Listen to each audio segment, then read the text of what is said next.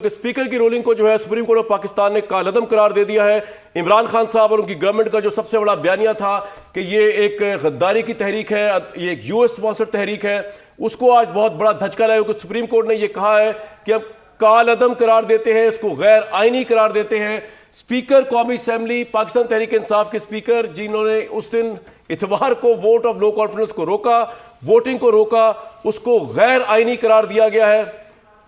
तहरीक अदम एतमाद को बरकरार कर दिया गया है, यह सबसे बड़ी खबर है। हुकूमत को बहाल कर दिया गया। इस्ताकत अली भाई साहब को बहुत मुबारक हो। असेंबली को बहाल कर दिया गया, इमरान खान साहब की गवर्नमेंट को बहाल कर दिया गया। व्यूअर्स, आज की सबसे बड़ी खबर, हुकूमत को बहाल कर दिया गया है, असेंबली को बहाल कर दिया गया।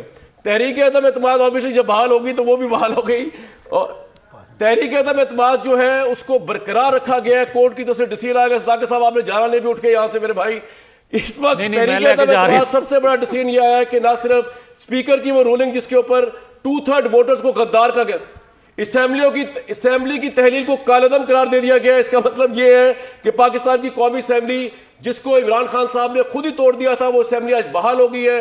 पूरी कौम को मुबारक हो जी कि पाकिस्तान की कौमी असेंबली को जो है बहाल कर दिया गया है।